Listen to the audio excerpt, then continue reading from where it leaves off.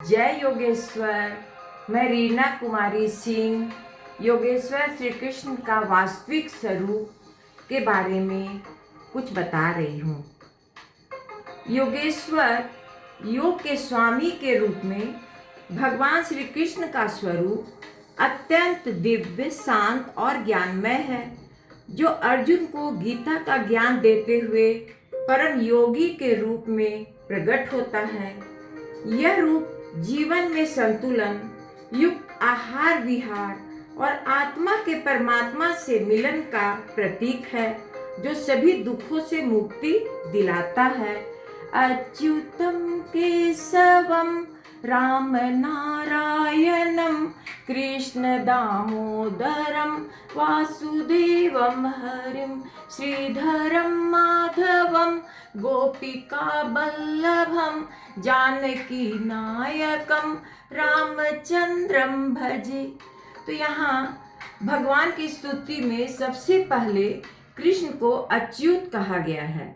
अच्युतम योगेश्वर भगवान के संबोधन में सबसे पहले ये शब्द आया। ये कहाँ से लिया गया? क्योंकि रामायण गीता में ये शब्द नहीं आया। आखिर अच्युत शब्द का अर्थ क्या है? अच्युत वो जो कभी भी अपने धर्म से न गिरे, जो अपने देवत्व से कभी न गिरे, उसका नाम अच्युत है। जो सात्विकता में सर्वोपरि रहा हो, जो कभी भी अपने सात्विकता से न गिरा हो, वह अच्युत है। योगेश्वर कृष्ण भगवान आज पूरे विश्व में जो विचार से पहचाने जाते हैं, उस विचार का नाम है श्रीमद् भगवत गीता। दोस्तों, बहुत कुछ इसके संदर्भ में नहीं कहते हुए तीनों लोकों में कुछ भी करने के लिए शेष नहीं था। फिर भी मैं कुछ भी करना निर्धारित नहीं होने पर भी मैं, चूंकि लोग मेरा अनुसरण करते हैं, इसलिए मैं कर्म करता हूँ। ऐसा श्रीमद् भगवत गीता में भगवान श्री कृष्ण ने कहा है। विरह की घड़ी बहुत सच होती है। जब भगवान श्री कृष्ण विरह की घड़ी को इतना कठोर बना लिया, गोपियों का निस्वार्थ प्रेम देखकर मेरा तो कलेजा फट गया। मैं सभी गोपियों को प्रणाम करती हूँ। कृष्ण भगवान आपके साथ विभिन्न रूपों में सदैव बने रहते हैं।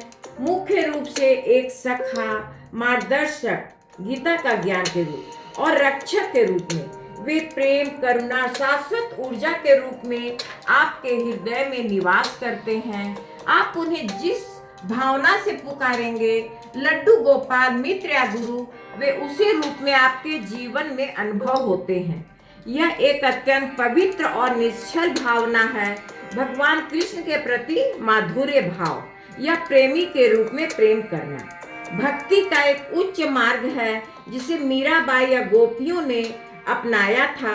इस भाव में कृष्ण को ही सब कुछ, अपना सर्वस्व और जीवन साथी माना जाता है। यह भक्तिपूर्ण प्रेम निस्वार्थ और अटूट होता है। इस प्रेम के बारे में मुख्य दो बातें। पहला, भाव का महत्व। आप कृष्ण को अपना प्रेमी, मित्र या आराध्य मानकर उनसे निश्चल प्रेम कर सकती हैं। दूसरा, आत्मसमर्पण। इस भक्ति में आत्मा का परमात्मा से मिलन का भाव होता है, जहाँ लौकिक प्रेम अलौकिक बन जाता है। इससे अनुभूति, यह सदैव आपके साथ है, ऐसा आस्था ही इस रिश्ते की नींव है। कृष्ण सभी प्रकार के निश्चल भक्ति को स्वीकार करते हैं, चाहे वह किसी भी रूप में हो। मीराबाई ने कृष्ण की भक्ति प्रियतम के रूप में की है। मीराबाई श्री कृष्ण की अनन्य भक्त थी। वह श्री कृष्ण को अपना प्रियतम मानती थी।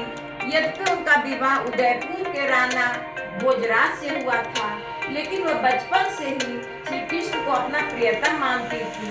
अपने पति की मृत्यु बेहद जल्दी हो जाने से वह पूरी तरह से श्री कृष्ण की भक्ति में रंग गई।